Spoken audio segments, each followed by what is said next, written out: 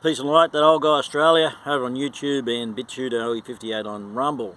Like, share, subscribe, please. And go through some of my other videos. Have a look, there might be something there you might get some info from or like.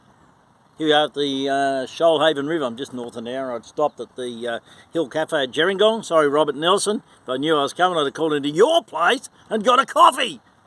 I had to buy one.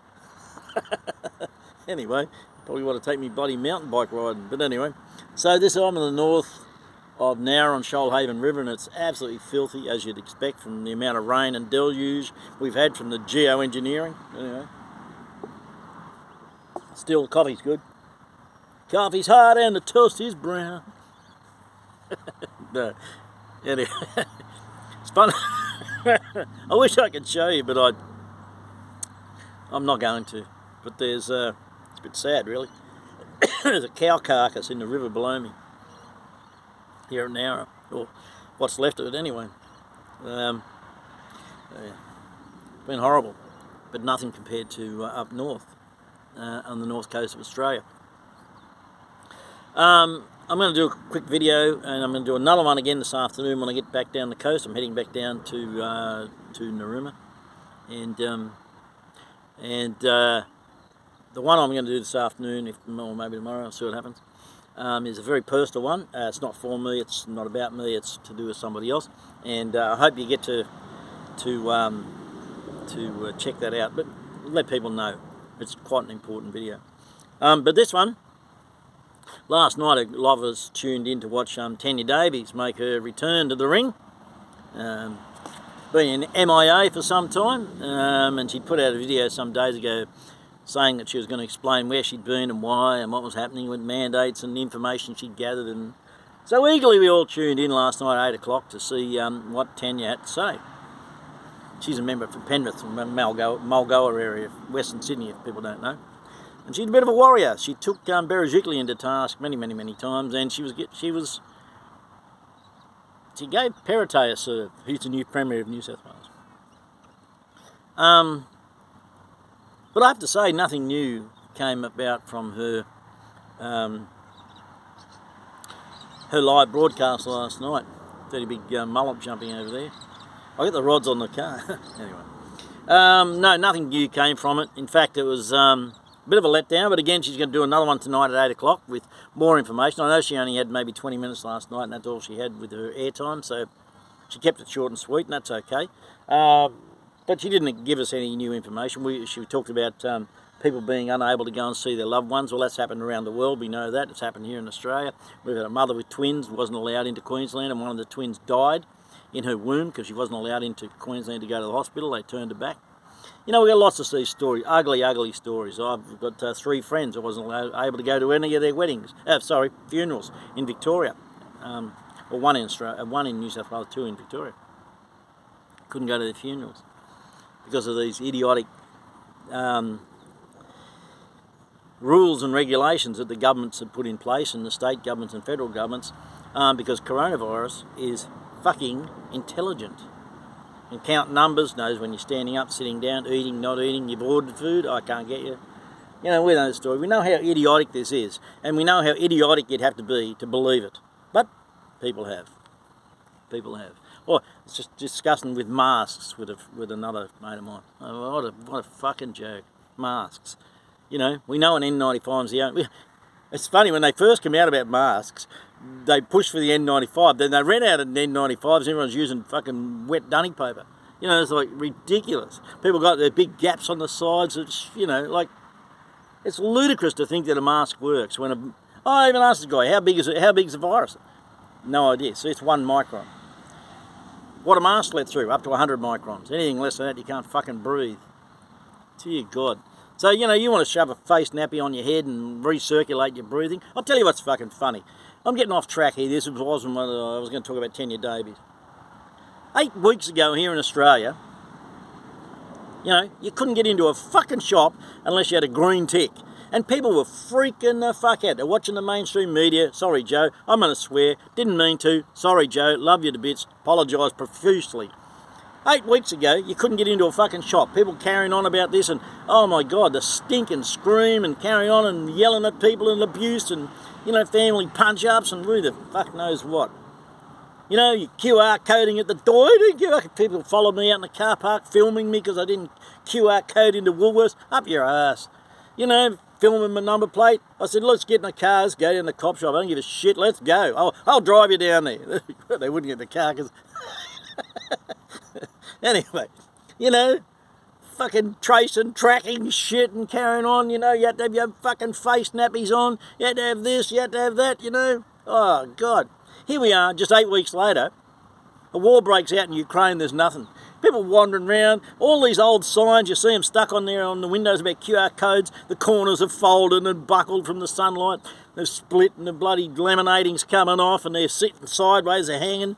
People walking past them, all these fucking righteous, self-righteous fuckheads who, 8 weeks ago were wandering around with their dirty big face nappies on, one across their arse and a couple over their fucking eyes. Now they're just wandering around like we saved the world, we can do this now, we don't need this now. Fuck. The hypocrisy is just ludicrous. They're not QR coding, they're not track and tracing. Then Perrottet, the Premier, comes out and goes, well, it was always a bit of a fucking joke. We never really were going to do anything about it. We didn't really do anything about it. We just thought we had to put something in place that would appease the masses. He said it. He said it. He's still going, oh, God. There's no apology. I know you're just all conspiracy theorists. Yeah, that's what we are. Fucking conspiracy theorists. That's all I am. Don't worry about it. Well, here's another conspiracy. The Queensland government's just about to pass legislation which will allow UN troops and UN forces, including medical personnel, onto Queensland soil, state soil, if a pandemic breaks out. Passing that legislation. Now, guess what?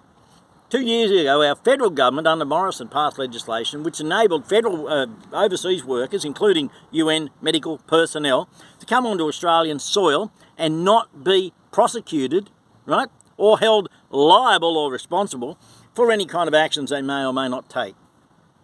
So it's all falling into place. These pieces have been put together like a jigsaw puzzle. And that's the problem with people like us, and there's millions and tens of millions, 100 millions of us. We can see the pieces. It's like just trying to put together a jigsaw puzzle. We've got all the straight edges around the outside and we're putting pieces in together. The rest of the people don't even know there's a fucking puzzle. They're wandering off, doing their shit. So now we've got legislation in place and about to be put in place, and they won't stop it. I know they're going to protest, but they won't stop it. That's going to enable UN medical personnel onto Australia if there's a pandemic breakout, and they will be able to inject and they will have no liability and they'll have no responsibility for their actions and they cannot be prosecuted. And they will have full indemnity and they will be able to follow their own rules and regulations, because that's what those legislations incorporated in that legislation is, that kind of wording, that they can take their own actions, what's deemed necessary to stem the outbreak. And now, we're not alone in this. They've done a lot of this through countries in Europe and they've done it in England as well. They won't do it in America because they got guns. They won't take this shit. So that's what's happening. So this is a planned thing. It's a pandemic, whether you think it is or not. Dear God, I can only put up with so much stupidity that people write to me and dribble on about when they know nothing. I can only put up with so much of it. It's kind of boring, but there you go. So anyway, Tanya Davies came out and did her video. She's doing another one tonight at 8 o'clock. Nothing new was said. She gave a bit of an insight into the fact that she was, up Perrottet's arse about the mandates, etc., etc. But, the thing that struck me, and we had a phone calls later and we're chatting to each other, it's too little too late. It's like the government's getting ready to apologise for misleading the Australian public because they were only operating on best medical advice. We can hear it coming like thunder in the hills, rumbling. They're going to apologise and say, look, we're really sorry. The science was wrong. We got it wrong. We were only operating on the best health advice that we had available at the time. The science is wrong. Sorry. But it'll be too late. We're telling you this. We've told you this for 2 years, and still you rushed into your queues. Like Dana White said in his thing, where did COVID go? 2 weeks ago we had people lining up in testing centres, thousands of cars. You couldn't bloody drive anywhere. People dropping over in Wuhan, base plant. The whole thing. Where is it all gone? Oh, there's a war in Ukraine. It's all gone. You know, and yeah, I understand it. People said that Putin was part of the young globalists. Well, that's not true. My calculations, because he's 70 now, he'd been 54 when it was formed. He's not part of the young globalists. He would have been a pedophile then. But is he part of the WEF? Most people are part of the WEF, and you're going to stay tuned with what they're doing in those corporations, and you're part of these corporations. Is he a pawn in the game? There's a very good chance that he is, and this war was set up just to distract us. But nobody knows the truth. We're still putting pieces into the puzzle. You know, we're still putting pieces in. Understand, it's you know, all this stuff is not just, it's complicated, but it's getting out in the open. More and more is being exposed. And the more it's exposed, the more frightening it becomes. But the harder it is to do anything about it. Or, in a biblical sense, I guess you could say that this stuff has to pass. There'll be rumours of war.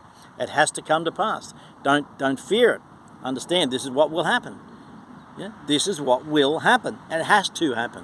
It has to be initiated and brought about for there to be that kind of frightening change where people suddenly wake up and join us and fight against this. It has to happen that way. Yeah? But don't be afraid. I'm not. I've told you, I know. I've had this dream. I woke up frightened for days and days. I knew I was not going to make it out the other side of this. How or why, I don't know. And for days I was scared shitless over that. I struggled with it. But you know what?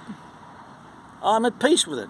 I'm not worried about that. You know, because I've changed my concept of life.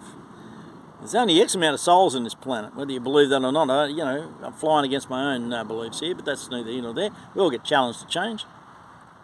You know, deja vu, past lives. There's only X amount of souls on the planet.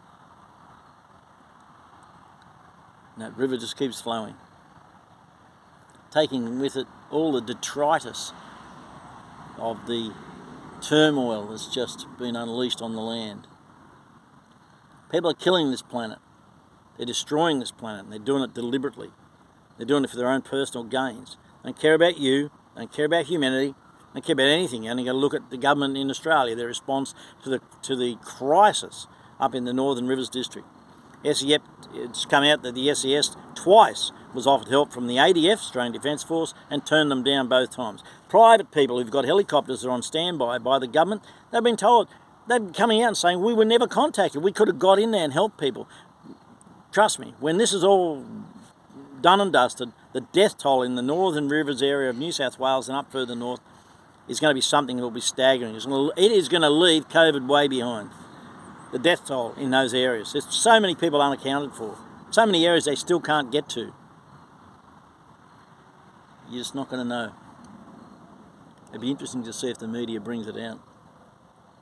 The old guy Australia. Don't forget, 8 o'clock tonight, Tanya Davies on her live. She's going to tune in. I urge you to.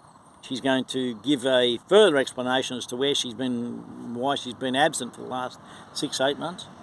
And it'll be worth watching. And don't forget, tomorrow, if not this afternoon, I'm going to do a video that I'd urge you all to watch. I'd beg you all to watch, because it's going to be something pretty important that's close to my heart, and it's not for me, but I'm just trying to help somebody else out. Peace and light. That old guy Australia. Share, like, subscribe.